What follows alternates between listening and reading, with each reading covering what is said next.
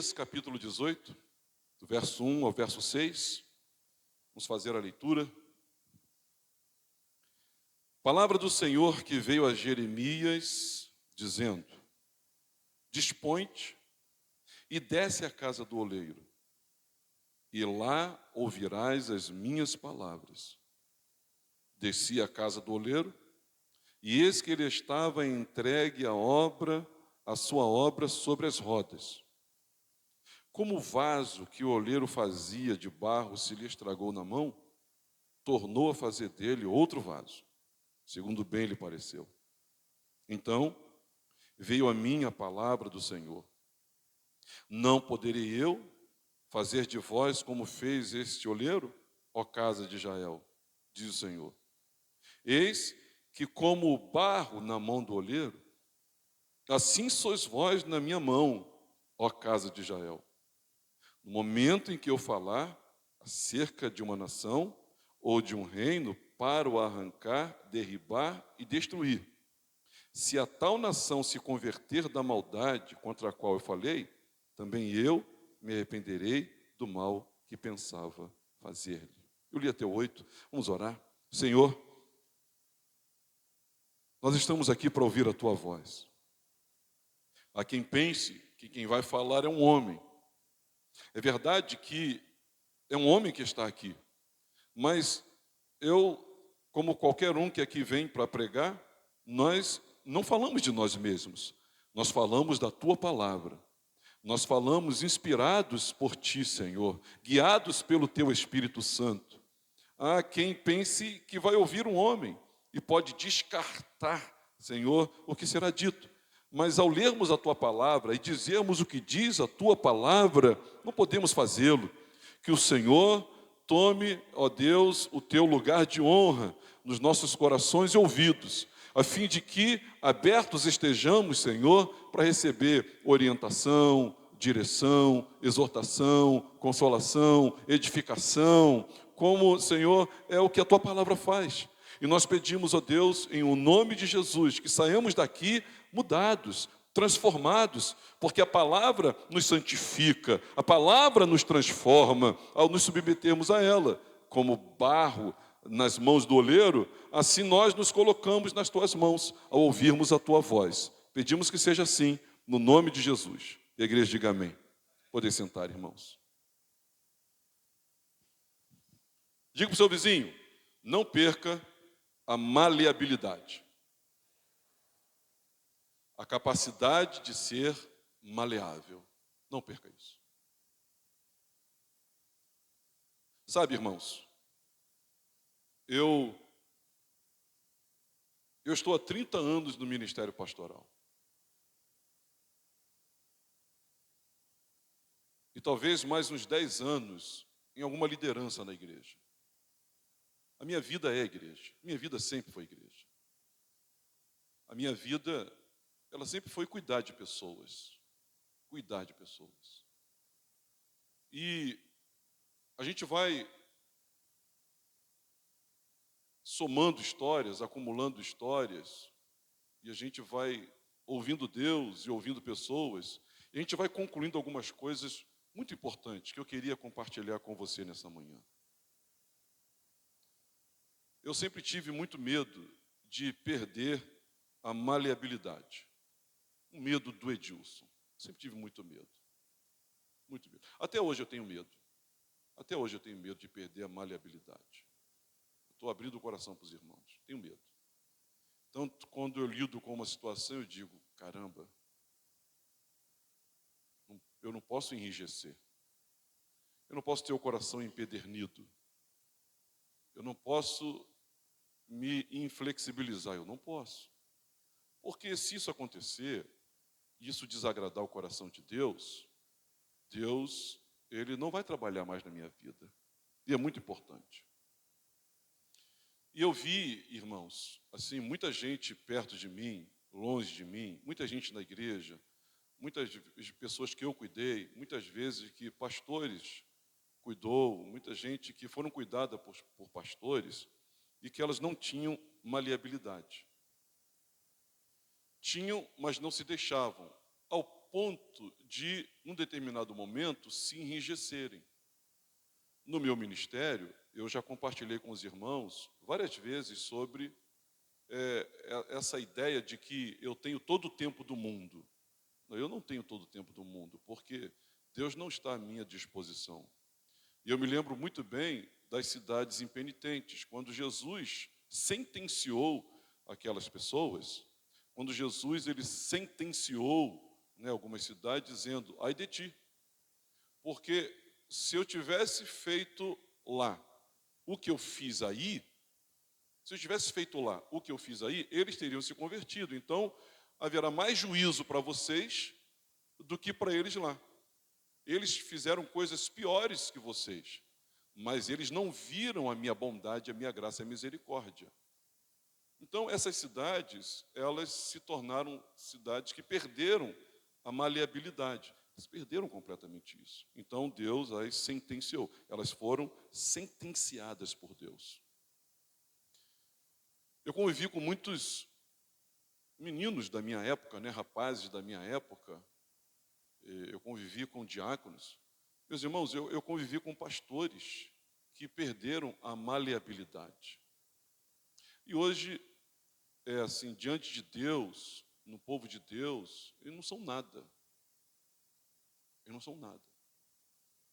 Eu conheci esposas que perderam a maleabilidade. Hoje suas vidas, Alcione não gosta que use essa palavra, né? Quando eu estou no púlpito, ela não usa essa palavra, não, essa palavra é feia. Mas eu digo, ela não está aqui hoje, eu vou usar. A vida desgraçada. Eu conheço gente hoje que tem a vida desgraçada. A vida desgraçada. Eu conheço maridos que perderam a maleabilidade e a vida estão desgraçados. Eu conheci jovens capazes, potentes, sabe? Jovens muito dotados, muitos dons, mas perderam a maleabilidade e hoje estão desviados do Evangelho. Porque, irmãos, como diz o apóstolo Paulo, ser fiel não é uma capacidade sua, é uma misericórdia de Deus na sua vida. Você confiar em você, dizer, eu vou permanecer fiel, você não vai permanecer coisa nenhuma. Se Deus não te manter de pé você não fica. E Paulo disse assim, olha, Deus que teve misericórdia e me mantém fiel. Paulo diz isso, Deus me mantém, é a misericórdia de Deus que nos mantém fiel.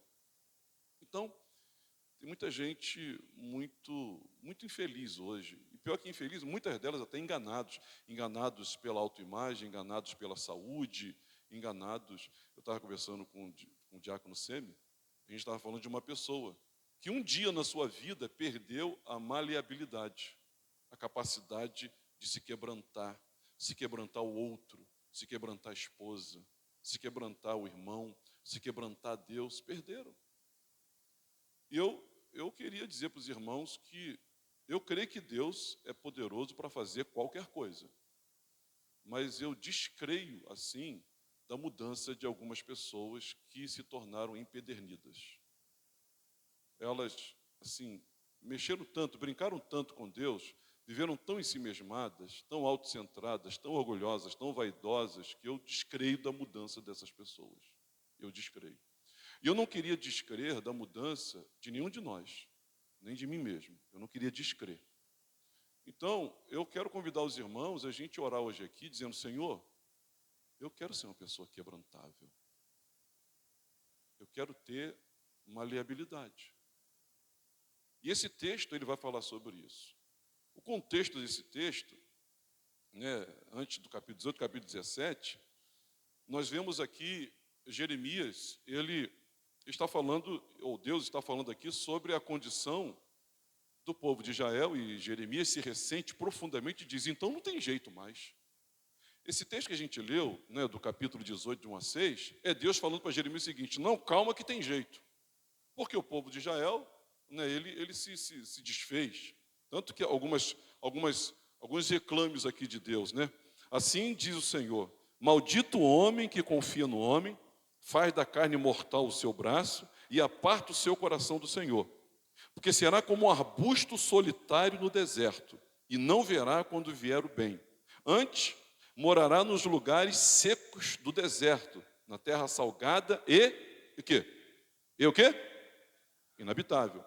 Ou seja, perder a maleabilidade tem como consequência, não é a pessoa perder a maleabilidade, é a pessoa que confia em si mesmo. Por exemplo, né?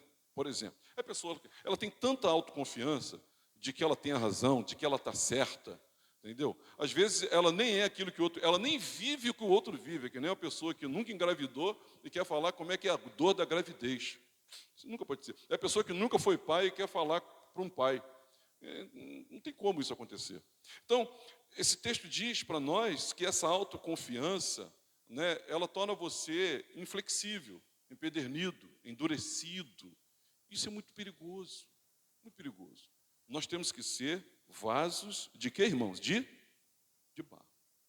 Alguns de nós damos tanto valor a nós mesmos, alguns de nós damos tanto valor ao que a gente sabe, alguns de nós damos tanto valor ao que a gente consegue fazer, ao que a gente tem, ou a nossa força, a gente dá tanto valor, mas tanto valor a isso, que a gente não se vê mais e não se coloca como barro. Não, pastor, eu sou de prata. Não, pastor, eu sou de bronze, eu sou de ferro. Não, comigo é assim, comigo é assim. Meu irmão, comigo, com você não pode ser assim não, porque na mão de Deus, é do jeito de Deus. Aí ele coloca também no versículo 27, mas se não ouvirdes, e por isso não santificardes o dia de sábado, e carregardes alguma carga, quando entrardes pelas portas de Jerusalém no dia de sábado, então acenderei fogo nas suas portas, o qual consumirá os palácios de Jerusalém e não se apagará. E não se apagará. Então, irmãos, quando isso acontece, essa desobediência ao que Deus pede de nós, né, e essa é uma desobediência consciente, voluntária, essa desobediência, consciência voluntária, tem a ver com o contexto. Eu estou falando aqui do contexto. Jeremias, então, fica muito preocupado, por quê? Por dois motivos. Primeiro, de fato, o povo de Israel estava se comportando como quem tem autoconfiança. E, de fato, eles estavam desobedecendo a lei de Deus, desobedecendo a palavra de Deus. Então, o que acontece? O povo estava se comportando mal. O povo estava ignorando os mandamentos do Senhor. O povo estava dando ouvidos para a voz de Deus, o povo não estava dando ouvidos à voz de Deus por intermédio de Jeremias. E Jeremias diz assim, e agora? Como é que fica? O que o Senhor vai fazer?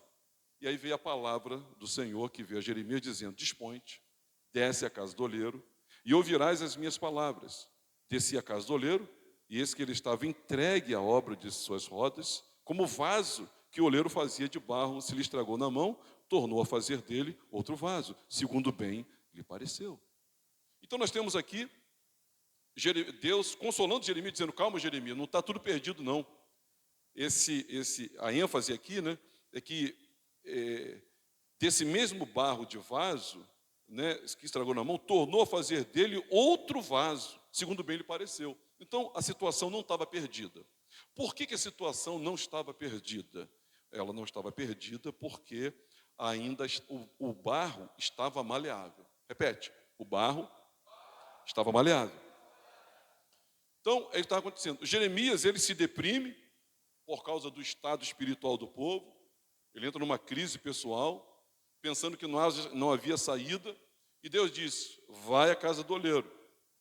Ele, na verdade, a distância que ele estava até Hebrom, ele fez uma boa caminhada. Inclusive, dizem que até hoje Hebrom ainda vive ainda, né, o comércio ainda é tocado ainda por causa do oleiro, que ainda hoje tem vaso lá sendo vendido. É uma prática comum lá, essa expertise, né, desses profissionais aqui darem lucro lá para a cidade. A economia lá ainda vive de alguma coisa disso também. Então Jeremias se deprime. E aí ele entra, desce, né? Ele estava a nível do mar, um local mais alto, ele vai, desce, e o olheiro, ele começa a observar o olheiro, e o olheiro estraga o barro nas suas mãos, o olheiro interage talvez, Jeremias, quer comprar alguma coisa? Não, estou aqui só observando. E aí, Jeremias está por ali, e Deus então fala com ele enquanto ele observa.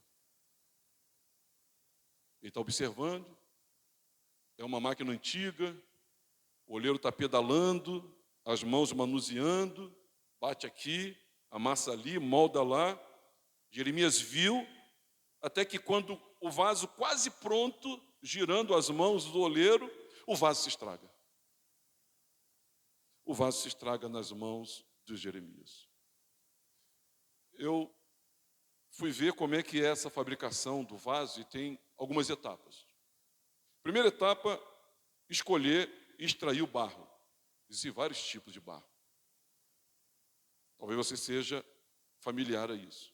Segundo, logo uma peneirada para tirar as sujeiras maiores. Então dá logo uma peneirada aqui. E aí o oleiro começa a amassar o barro. Amassar o barro. E quando Jeremias chega, o oleiro está entregue às obras de suas mãos, ele já havia escolhido, peneirado e amassado. É bem possível que hoje aqui, Deus já escolheu, diga para o seu vizinho, Deus te escolheu. Não fostes vós que escolhestes a mim, eu escolhi a vós outros, então Jesus te escolheu. E aí ele já peneirou, já tirou sujeiras grandes, e começou a amassar. E aí, depois de ter amassado, é o momento de você ficar sozinho, do vaso, do barro ficar sozinho. Eles chamam de curtição, é para curtir. Tem que curtir, ele fica curtindo. E aí, depois de curtido e ter ficado coberto sozinho, o oleiro pega o vaso, o barro, e ele vai moldar, conforme a sua intenção, conforme bem lhe convém. E aí, depois de moldado, ele coloca para secar a sombra. Está sequíssimo. Depois de seco, ele vai para o forno. Aí é colocado na fornalha. Ele vai para o fogo e lá fica determinado tempo. É assim que se faz um vaso de barro. A sua vida não é diferente disso. Jeremias capítulo 18, verso 1 a 6, ele diz para Jeremias, olha, dispõe-te, desce, como o vaso que o oleiro se fazia de barro se lhe estragou nas mãos. E Deus disse, Jeremias, não poderei eu fazer de vós como fez esse oleiro? E aí, irmãos, antes de prosseguir, eu queria fazer uma pergunta. Eu não sei se você tem uma resposta pronta ou você pode aprontar uma resposta. Deus pode moldar a sua vida? Deus pode moldar a sua vida? Veio a minha palavra do Senhor e Deus disse, não poderei eu fazer de vós como fez esse olheiro, ó casa de Israel. Deus pode moldar você? Você é maleável? Você ainda tem maleabilidade? Você é moldável da parte de Deus? Ou você já se encontra num momento, num estágio, numa idade, numa circunstância da sua vida? Eu já tomei grande susto, sabe, irmãos? Porque isso não tem idade. Acontece com gente muito pequena, gente muito nova. Uma vez eu sentei aqui na igreja com uma família, um pai e uma mãe. E a mãe, chorosa, disse, você pode conversar com meu filho? O menino tinha 13 anos de idade. Eu disse, claro que eu converso. E no final da conversa eu disse assim, minha senhora, eu não tenho que conversar com o seu filho. Porque o seu filho não é crente. Eu sou pastor. Eu sou psicólogo. Eu sou terapeuta. Eu sou pastor. Eu vou ministrar Cristo, Bíblia para ele. Ele não é cristão. E no momento nem evangelizável ele é. Porque ele disse para mim, pastor, o que está acontecendo? Pastor, está acontecendo que ele está transando com todo mundo que ele encontra. Com menino e tal. Você é o que, meu filho? Eu sou pan.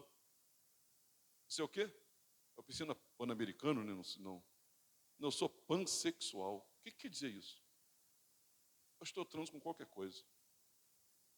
Pastor, ele transou com a menina do colégio, transou com o vizinho e tal. O senhor pode ajudar ele, pastor? Ajudo. E ela chorando. E quando ele começou a contar a história, aí que ela se desesperava mais ainda, que ela não sabia metade da história. E eu abri Romanos para ele. E eu abri Levítico para ele. E eu abri, Mateus para ele. Mas o coração dele não era mais maleável. Não tinha maleabilidade. 13 anos. Eu nunca conheci um coração tão enrijecido numa direção quanto aquele menino nesse aspecto. Não conheci.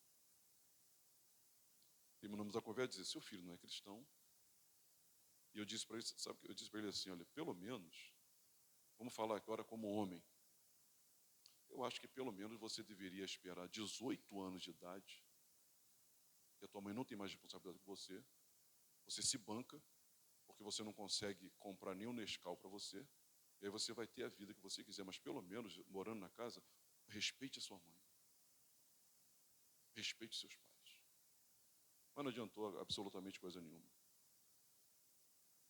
Eu já vi homens perderem bons casamentos por causa disso. Eu participei de algumas igrejas, sim, muito frutíferas, onde saíram muitos homens de Deus. Muitos homens de Deus. Mas poderiam ter saído 3 vezes mais homens de Deus que saíram. Algumas igrejas foram, assim, celeiros. Espalhou pastor por todo canto do Brasil. Eu participei. Mas eu também, podia ser 3 vezes mais, mas alguns se tornaram inflexíveis. Deus não pode trabalhar na vida deles. E a vida segue. O fim deles é solidão. É um insucesso. É o fim que narrou aqui, Jeremias capítulo 17, né, sobre confiar em si mesmo, autoconfiança. Porque será como um arbusto solitário no deserto, não verá quando vier o bem, antes morará nos lugares secos do deserto e na terra salgada. Esse tipo de direção infelicita a vida completamente de quem quer que seja. Se eu pudesse fazer uma analogia, eu diria o seguinte: a escolha do barro fala da escolha divina, né?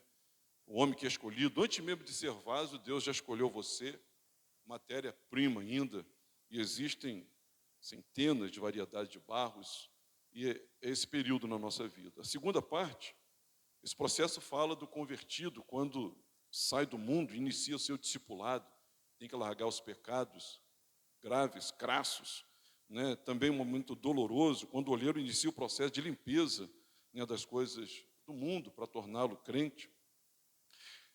Essa parte onde ele amassa, logo depois de ter feito a primeira limpeza, nessa etapa somos amassados, pisados pelo oleiro, né, para fazer de nós vasos resistentes.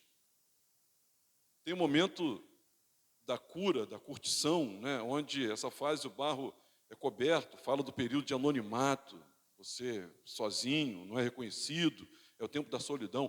Paulo passou por esses períodos. Se você fizer uma analogia com a vida de Paulo, tem gente que pensa que Paulo saiu da cidade de Damasco, né, e foi direto para pregar. Não, irmãos, não.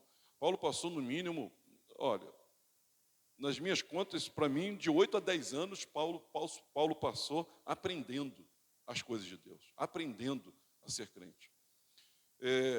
E tem a fase de moldar, né, a etapa de longo período de preparo do barro, ou seja, isso fala sobre o ministério do obreiro, que é Deus. Deus é o obreiro, Deus é o oleiro, Ele que está fazendo, moldando ali.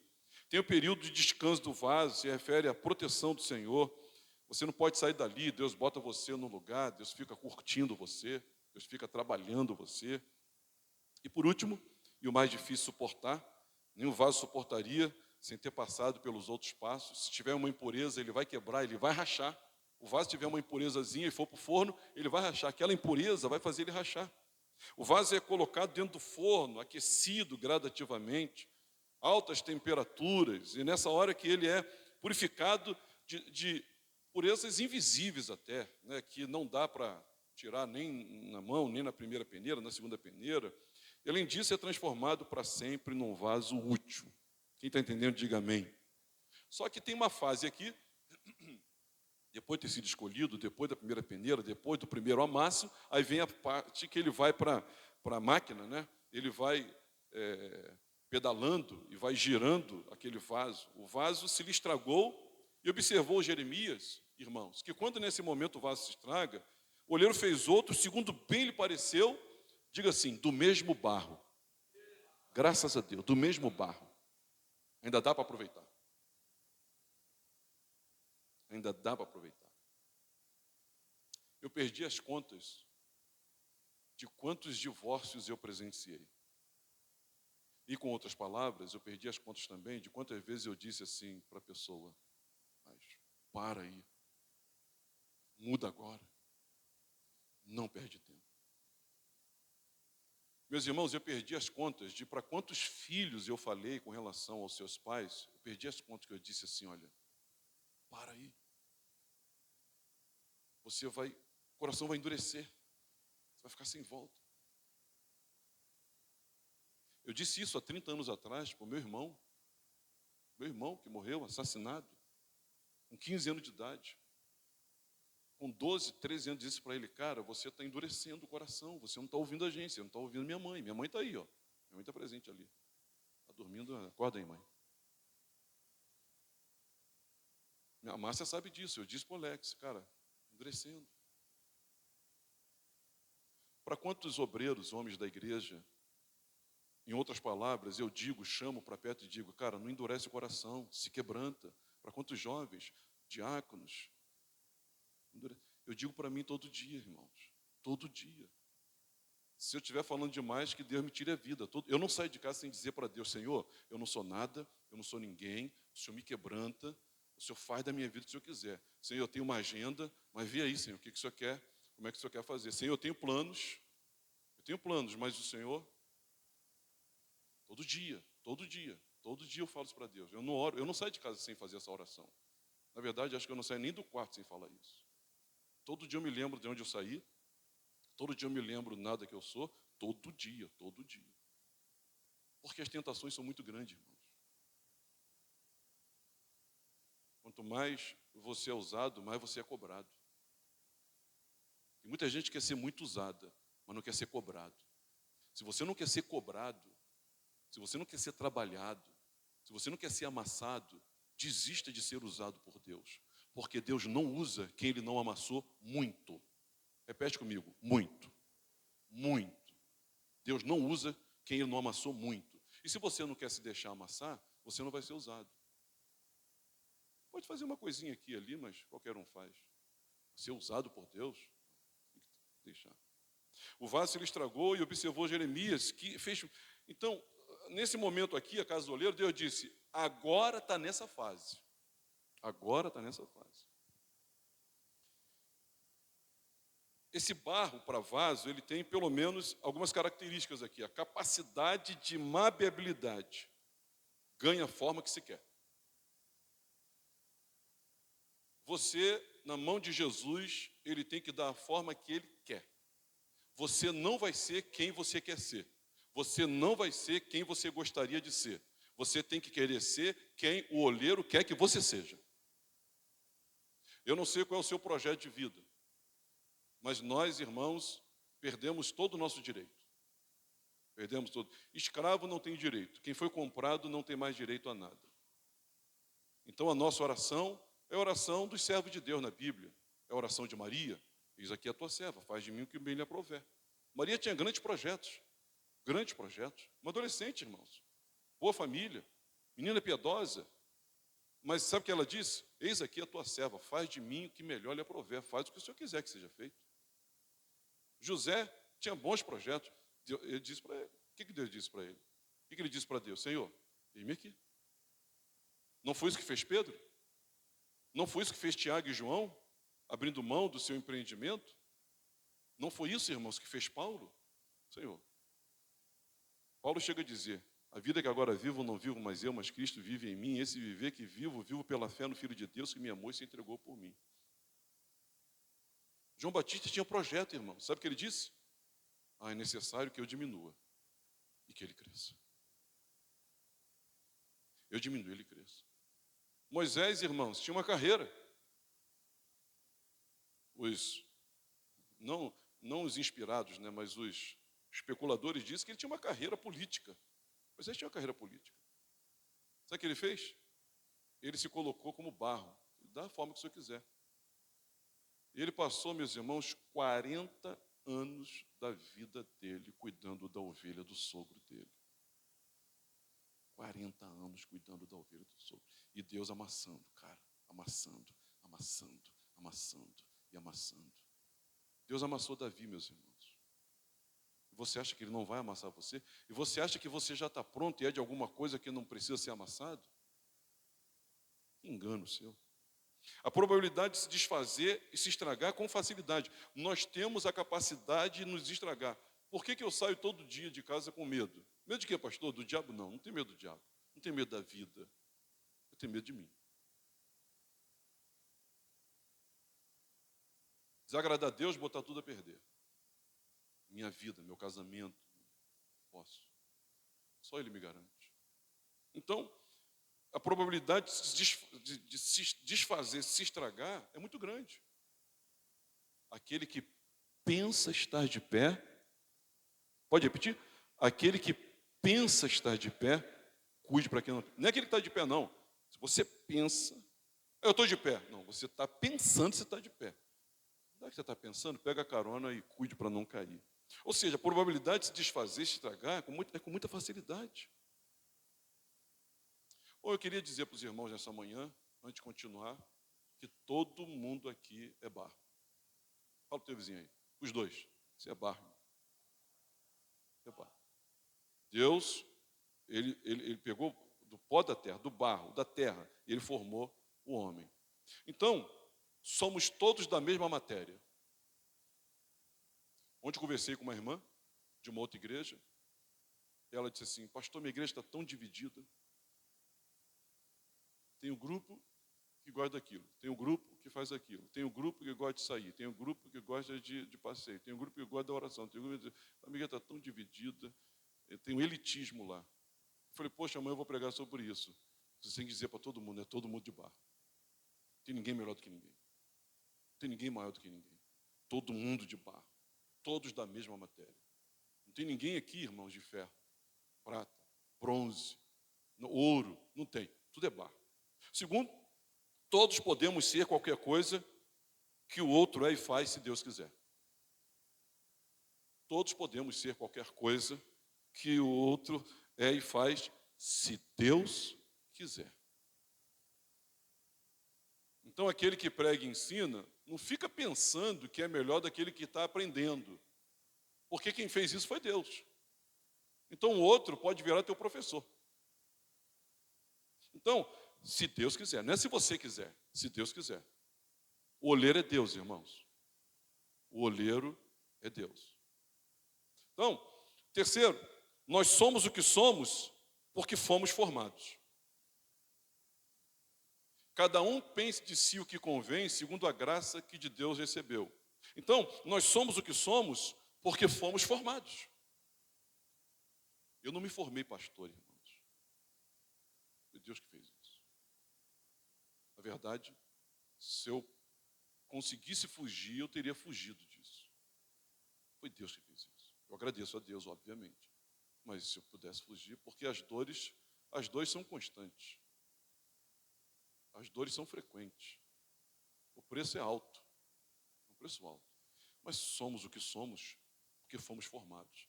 Não é porque você desenvolve, porque é a sua capacidade. Porque você tem uma expertise maior do que o outro. Você pode ter profissionalmente. Espiritualmente, não.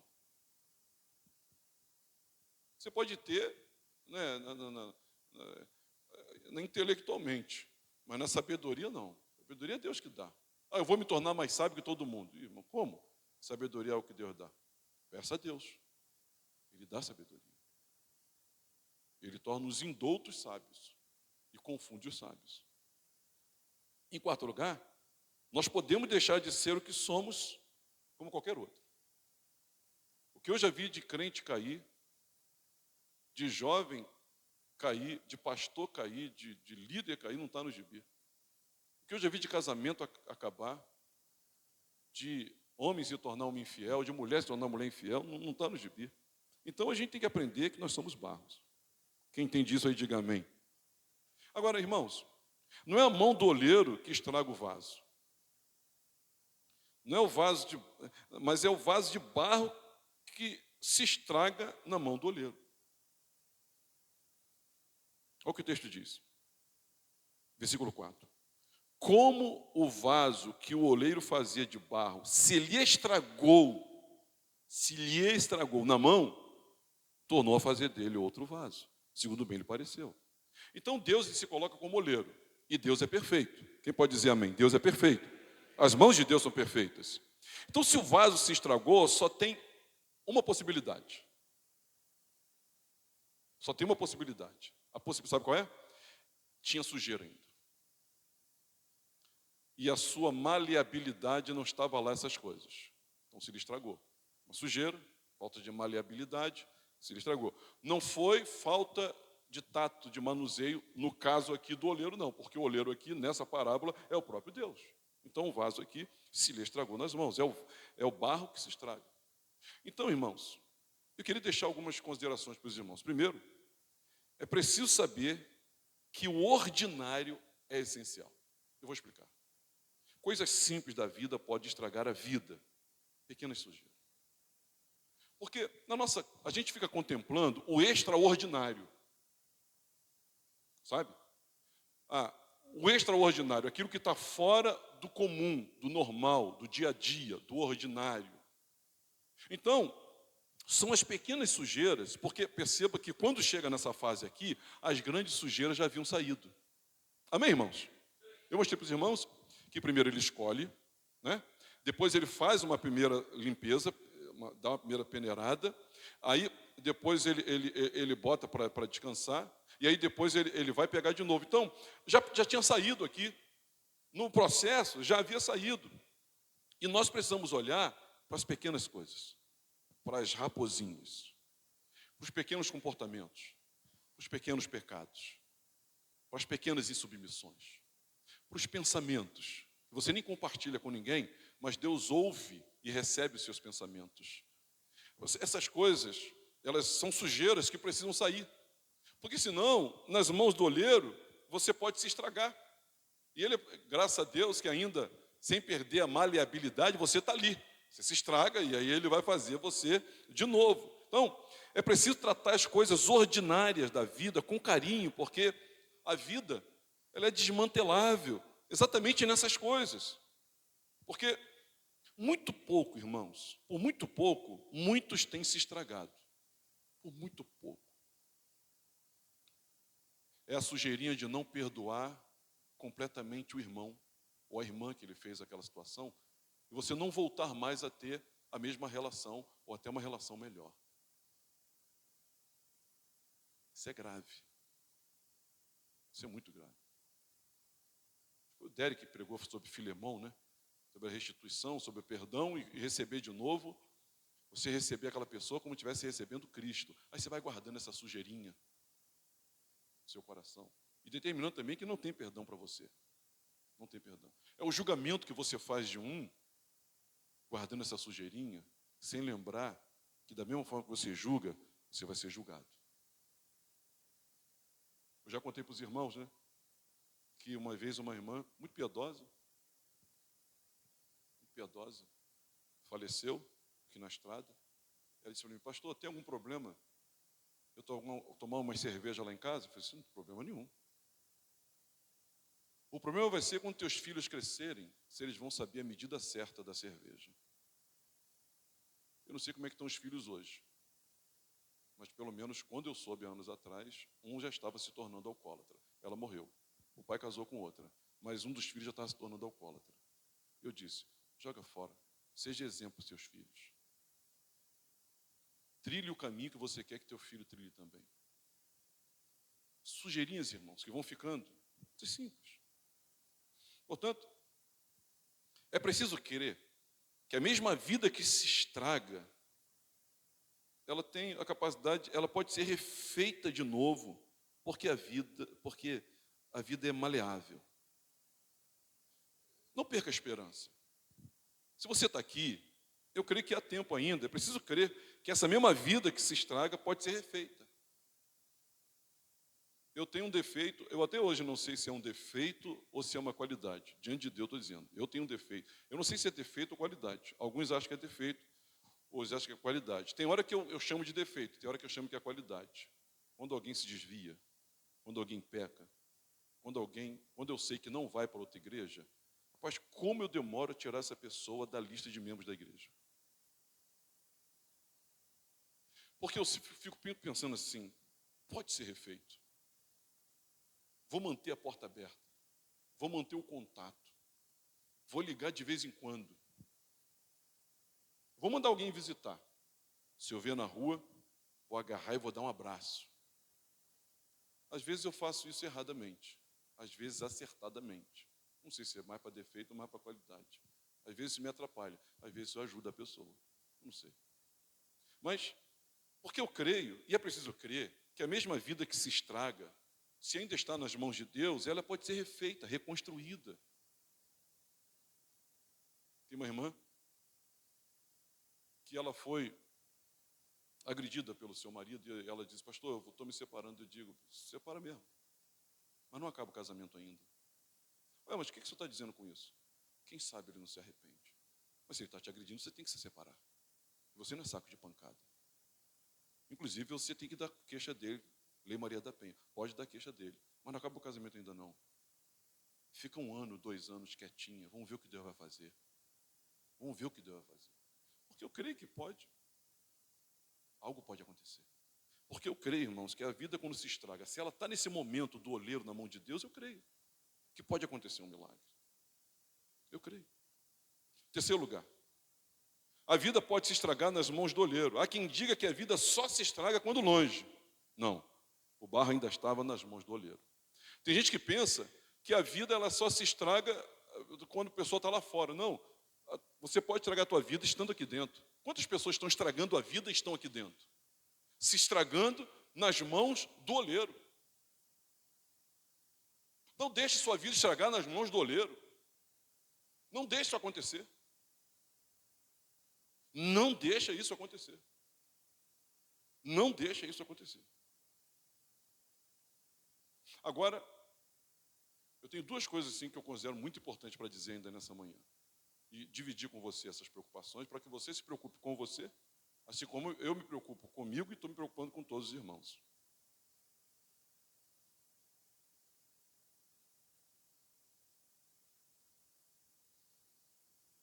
Quarto lugar. Não saia ou tire a sua vida das mãos do olheiro. Aguente seus amassos, apertos, batidas. Ele está formando você. Fala para o teu vizinho assim, ó, aguenta firme. Aguenta firme. Aguenta firme. Aguenta firme. Agora, você sabe que o capítulo 17, toda a Bíblia, todo o texto tem um contexto. Repete, todo o texto tem um contexto. Eu mostrei para os irmãos o contexto anterior, capítulo 17. Eu mostrei o capítulo 18. Agora eu vou mostrar um contexto, e isso é a minha preocupação, do capítulo 19. Passe a sua Bíblia aí. Olha o linguajar que é usado aqui no capítulo 19, vê se não é preocupante. Capítulo 19 de Jeremias, versículos 10. Diz assim, se ele fizer o que é mal perante mim, e não me der ouvidos à minha voz, então me arrependerei do bem que houvera dito lhe faria. Eu estou lendo Jeremias 19, 10. Vamos ler comigo? Verso 10. Se eu... Vamos ler comigo? Ih, meu Deus. Perdão. Eu estou no 18. É isso aí mesmo, já vou lá. Vamos lá, 19, 10. Vamos lá. Então quebrarás a botija à vista dos homens que foram contigo, e lhes dirás, assim diz o Senhor dos Exércitos, deste modo quebrarei eu este povo e esta cidade, como se quebra o vaso do oleiro, lê comigo, que não pode mais refazer-se, e os enterrarão em Tofete, porque não haverá outro lugar para os enterrar. Olhe para mim. Agora o povo de Israel, ele, no enfrentamento de uma segunda situação, eles, e o capítulo 19 tem como subtítulo, né, a botija quebrada, né? E lá no capítulo 18 fala do vaso do oleiro. O vaso agora, ele é uma botija, ele está pronta. E Deus diz assim, olha, eu vou quebrar vocês, eu vou quebrar esse vaso. Né? Ele diz, versículo 11, ele dirá, assim diz o Senhor do Exército, deste modo quebrarei eu este povo e esta cidade, como se quebra o vaso do oleiro, que não pode mais refazer-se. E os enterrarão em Tofete, porque não haverá outro lugar. Então eu quero dizer para você o seguinte, não saia da mão do oleiro. Permaneça ali, para que ele apronte você completamente. Porque depois de aprontar, depois de manusear, ele vai botar para secar. Porque não pode ter umidade quando for para o forno, senão estraga. Ele tem que ir para o forno seco. Ele depois vai botar você no forno. E depois que tirar do forno, repete comigo, não dá para refazer. Não dá para refazer. E é sobre esse ponto que eu queria conversar com os irmãos. Não dá para refazer. Eu não sei, eu não posso afirmar. E olha, irmãos, quem sabe o que é roleta russa? Quem sabe o que é roleta russa? Eu não quero brincar de roleta russa com a minha vida espiritual. Depois eu vejo isso. Depois eu perdoo. Depois eu largo esse pecado. Depois eu me quebranto. Depois eu me humilho. Depois eu vou lá me reconciliar com meu pai e com a minha mãe. Não, depois eu faço isso. Não, depois eu abraço o ministério. Depois eu assumo o meu lugar. O meu lugar de barro. Eu não sei. Se você quer brincar de roleta russa, é contigo. Mas eu não tenho certeza, por exemplo, se aquele menino de 13 anos de idade já passou do tempo. Talvez.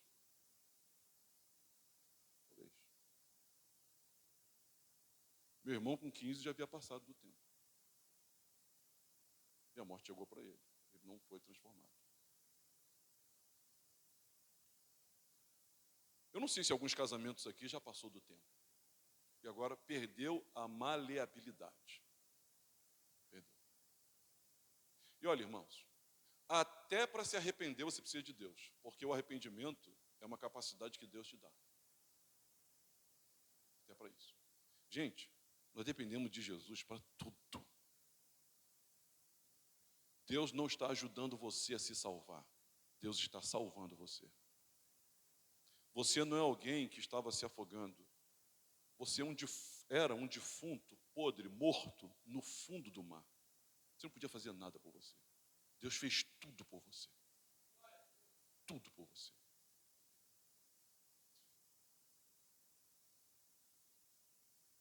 Eu conheço um pastor, por exemplo, acontece até na vida de pastor. Deus avisou ele uma vez.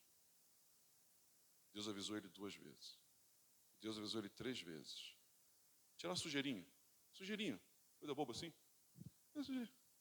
Para de tratar as pessoas assim. Se quebranta assim. Ele se endureceu. Eu sou assim, é isso que eu sou. Tem que me levar assim.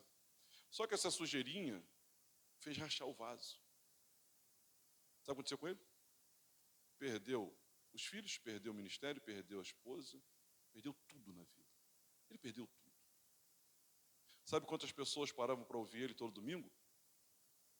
1000 pessoas. Todo domingo, 1000 pessoas. Nós falávamos entre os pastores, caramba, que igreja, hein? Próximo, 1000 pessoas. Sujeirinha, tá, gente? Ele não tirou. Sujeirinha. Não saia ou tire a sua vida das mãos do oleiro. Ele diz, deste modo quebrarei eu este povo como se quebra o vaso do oleiro, que não pode mais refazer-se. Ele não está falando de vaso, ele está falando de pessoas. Então tem pessoas que Deus quebra e não tem mais como refazer. Essa fase de moldar aqui, irmãos, eu acredito que é uma fase muito perigosa. E a gente tem que permanecer ali, porque passou dali, não volta mais para a mão do oleiro. No sentido de uma intervenção amável, carinhosa, afetuosa, direta. Não, agora é secar e depois aquecer. E essa palavra não pode mais refazer-se. Eu temo essa palavra. Não pode mais refazer-se. Eu temo essa palavra. Não dá para refazer. Eu temo essa palavra. Agora, irmãos, nossas vidas, elas estão nas mãos de Deus. Nossas famílias, elas estão nas mãos de Deus. E como vasos, se maleáveis, são refeitos. Se endurecidos, são destruídos. Pergunte ao seu vizinho, em que fase você está? Agora, para doer mais um pouquinho,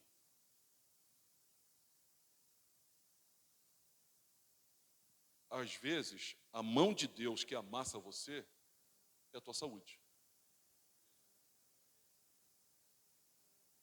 Às vezes, a mão de Deus que amassa você é o seu casamento. Na verdade, falando sobre casamento, um dos livros que eu li sobre casamento, e recomendo que os irmãos leiam, se chama Casamento Sagrado. A proposta do casamento, mais do que fazer você feliz e botar filho no mundo, a proposta do casamento é santificar você. A proposta do casamento é santificar você. Você casou, se a pessoa que está do teu lado é casada, fala assim para ela assim, você casou com a mulher que tu merece, com o homem que tu merece. Pode falar. Pode falar, fala. Você casou com a mulher que... Tem medo não, você vai apanhar não. A mulher que tu merece, com o homem que tu merece. O que disse Adão? Senhor, a mulher que tu me deste, Deus deveria ter... Se eu sou Deus, diz, é porque é a mulher que tu merecia. Então, a mão de Deus é os seus pais. Olha, deixa eu dizer uma coisa para você. Quem quer ser abençoado aqui, diga amém. Se você é solteiro, o seu grande projeto de vida é honrar teus pais. Se você é solteiro, quer ser abençoado, porque hoje na nossa cultura a gente está invertendo a coisa, né? Os pais começam a honrar os filhos, trabalhar pelos filhos, né? Porque não é mais um ambiente rural e tudo mais, mas a Bíblia é atemporal e não perde o contexto não, irmãos. O maior projeto de vida de um solteiro é honrar o pai e mãe. Você pode até estudar, fazer faculdade, virar doutor, virar doutora, mas se está solteiro, lista, no topo, se eu fosse você, no topo da lista, honrar meu pai e minha mãe. Solteiro, honrar. E quando casa, para de honrar? Não.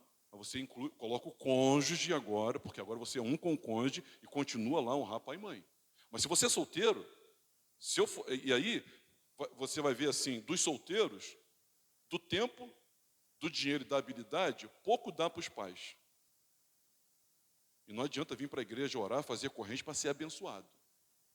Porque o mandamento, né, de uma vida longa e abençoada, e o único mandamento com promessa, no Decálogo, Êxodo capítulo 20, honra o teu pai e tua mãe para que se prolongue os teus dias sobre a face da terra.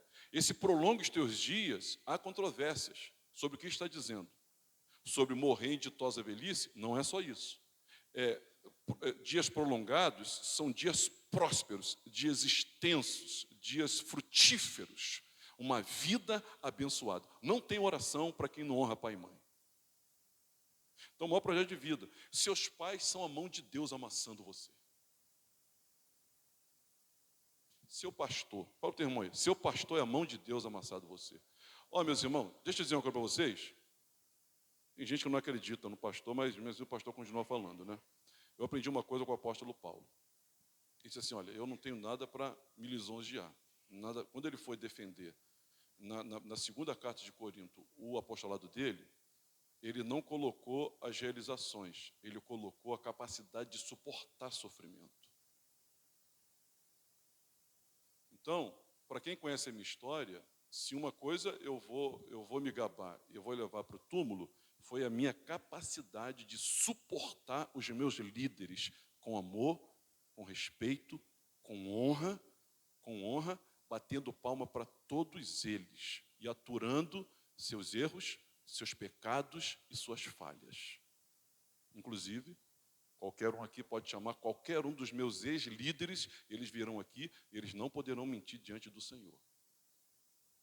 Que falharam comigo, erraram comigo, e eu com eles também, certamente, mas eu fui e sempre procurei ser um dos melhores braços e ombro amigos de cada um deles. Seu pastor é usado para amassar você. Seu emprego é usado para amassar. Deus, a mão de Deus é o seu emprego. Nós temos jovens aqui que pulam de emprego em emprego. Ah, o meu patrão mandou fazer hora extra, vou para outro emprego. Ah, o meu patrão foi mal comigo. O meu patrão não me deu bom dia. Ah, o meu patrão mandou pegar pesado. Ah, o meu patrão mandou isso. Deus está amassando você. Deus está amassando você. Alguns de nós, Deus está amassando a gente através do dinheiro. Não é que Ele está jogando várias notas em cima de você, amassando você, não. É que o dinheiro não está chegando. E poderia. Os recursos básicos para uma vida mediana, um conforto modesto na sua cama para os seus filhos, não está chegando. Deus está amassando você. Está amassando você. Seu trabalho, Deus está amassando você. A lista é longa, eu paro por aqui, mas Deus está usando essas coisas. Porque como vaso nas mãos do oleiro, você está pensando que Deus vai aparecer uma mão do céu, a mão de um anjo, e vai... Não, irmão, isso aí é massagem terapêutica, até isso eu quero para a minha vida. Não é isso. Deus vai usar a saúde, o casamento, os pais, o pastor, o emprego, o dinheiro, o trabalho, o vizinho. Tem uma irmã aqui que diz, pastor, ela vem na minha... Se o diácono talvez saiba, pastor, meu vizinho é maldito. Não, irmã, abençoa ele. Não, mas ele... Não, abençoa ele. Deus está usando o seu vizinho, irmã, para quebrantar a irmã. O vizinho, eu não sei o que Deus está usando, mas Ele está usando alguma coisa. Meus irmãos, nossas vidas nas mãos de Deus está. Famílias, todos estamos nas mãos, nós somos vasos. E se nós nos julgamos ainda assim, trabalhados, e a Ele nos submetemos, se estragar, Ele refaz isso. Ele nos refaz, mas se nos julgarmos prontos, e Deus desnecessário, preterido, não priorizado, nós iremos pecar, irmãos, e seremos destruídos. Destruídos. Os inflexíveis, os cheios de si, os donos da razão, os empedernidos, os orgulhosos, os senhores da verdade, que não tem mãe, irmão, amigo, pastor, chefe, casamento, dinheiro, esposa, marido, né, mulher, saúde, nada trabalha, a pessoa continua sendo a mesmíssima coisa. A mesmíssima coisa. E aí se dará como se deu, Jeremias capítulo 19, e ele vai dizer, deste modo quebrarei eu, este povo e esta cidade, como se quebra o vaso do oleiro, que não pode mais refazer-se. Homens que perderam tempo. Eu fico com medo porque tem gente que perdeu muito tempo na vida e espiritualmente começa a perder tempo também. Gente que quando era para estudar estava jogando bola. Aí depois, ou quando era para trabalhar, estava soltando pipa. Ou quando... E vai invertendo as coisas, vai passando o tempo. Homens que eram para estar casados, serem chefe de família, e são meninos ainda. Meninos. Não se aprumaram como homem, perderam tempo, estão perdendo tempo na vida. Isso é um mau testemunho. Remir o tempo, meus irmãos, ajustar a vida. Aproveite. O texto diz, desci à casa do oleiro e eis que ele estava entregue à sua obra sobre as obras, sobre as rodas. Diga comigo, Deus estava entregue. Deus estava entregue. Há quem pense que o trabalho de Jesus acabou, né, irmãos? Eu quero dizer para vocês que Jesus está trabalhando intensamente hoje por você. Porque, qual é o trabalho de Jesus hoje, pastor? Olha, ele viveu uma vida justa, ele foi crucificado, ele foi morto, ele foi sepultado, ele foi assunto aos céus, ele não está numa rede não, irmãos. A palavra do Senhor Deus diz que ele está intercedendo por você. Jesus está intercedendo por mim. Jesus está intercedendo por você. Ele está entregue. Deus Pai trabalha e o Filho continua trabalhando. E o Espírito ativamente trabalhando hoje, meus irmãos. Derramado no Pentecoste, habitando na igreja, nos iluminando e apontando Cristo para nós, nos convencendo do pecado, da justiça, do juízo, nos guiando a toda a verdade. O Espírito Santo está nos empoderando, Ele está trabalhando. Deus está entregue à sua obra. Você é a obra de Deus. Essas paredes não são obra de Deus, você é obra de Deus. Essas paredes nos ajudam a termos um ambiente, né, público, claro, abençoado para nós nos tratarmos aqui, mas essa parede não é obra de Deus, você é obra de Deus, e Deus está entregue à sua obra, Deus está debruçado sobre você, Deus está debruçado sobre você, Deus está, irmãos, pedalando a sua máquina, se aquele modelo antigo for, e Ele está moldando você, e o Espírito está santificando você, e o Filho está intercedendo por você, e o Pai, irmãos, derramando todo esse amor de misericórdia, para que não sejamos nós consumidos. Se estragar nas mãos de Deus é melhor. Estragou? Permaneça. Eu tomei várias. Nessas quintas-feiras agora, eu não vou pregar. Eu vou falar sobre alguns versículos que foram presentes de Deus na minha vida, né? Alguns versículos. Eu não vou pregar. Nas quintas-feiras de dezembro, eu estou assumindo o púlpito e eu vou conversar sobre versículos que moldaram a minha vida. Eu que, se você quiser trazer um e falar, você pode vir, a gente vai conversar. Eu vou falar.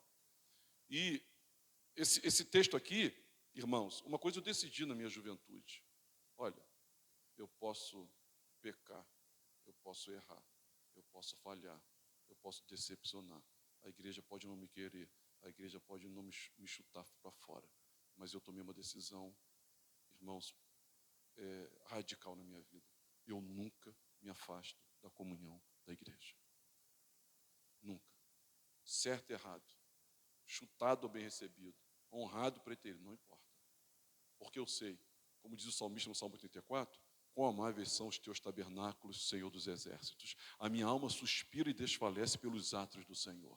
Assim como o pardal encontrou casa, eu encontrei o meu lugar no meio do povo de Deus. Certo e errado, eu não saio, não posso. Então, se estragar nas mãos, é melhor. Deus faz de nós outro, segundo bem o que lhe parece.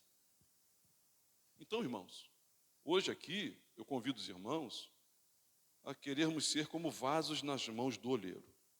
Se quebrar, sou refeito. Se desajeitar-me, ele não desiste de mim. O que eu não posso perder é a maleabilidade, que tem a ver com humildade, que tem a ver com esvaziamento de si mesmo. E eu quero dizer para os irmãos que eu não posso fazer absolutamente nada pela Rebeca, pela Raíssa, pelo Eloá, pelo Daniel, pelo Liz, pelo Derek, pela minha mãe, pela minha irmã. Se perder a maleabilidade, nem eu, nem ninguém pode fazer absolutamente nada por você. Porque não dá mais para consertar. Tem gente que pensa, eu não penso isso, tá, irmãos? Eu não penso isso. Tem gente que pensa que enquanto está vivo dá tempo. Eu não penso. Porque eu vejo muitos homens na Bíblia que perderam essa oportunidade. O povo de Israel perdeu, boa parte deles perderam a maleabilidade. Sabe o que Deus fez? Abriu a terra, engoliu a maioria deles. A maioria deles. Os filhos, né, do profeta que ofereceram fogo estranho perderam a maleabilidade, sem juízo sobre eles. Ananias e Safira perderam a maleabilidade. Perderam. Não sou eu que sei quando alguém perde, tá, irmãos? Eu não sou eu que sei. Não sei nem de mim. Eu só estou preocupado para não perder. Mas eu acho que você e eu deveríamos nos preocupar e não perder essa maleabilidade. Porque a pergunta que ecoa e carece, né, de uma resposta está aqui no versículo 5 do capítulo 18. Então veio a minha palavra do Senhor, versículo 6. Não poderei eu fazer de vós como fez esse olheiro, ó casa de Israel? É uma pergunta. Deus pode transformar você? Bom, se você está na fase de moldagem, show. Mas se você já passou pelo forno, é quebrar e enterrar. Não tem mais jeito. Então, o meu rogo, e o que eu rogo nessa manhã, com lágrimas na minha alma, por mim, por você, tá? Por mim, por você. É de que nós ainda estejamos como barro maleável nas mãos de Deus. Como eu tenho medo disso, irmãos? Como eu tenho medo disso? Que eu ainda seja maleável nas mãos de Deus. que a minha família seja maleável nas mãos de Deus. Que Ele faça o que melhor lhe aprouver.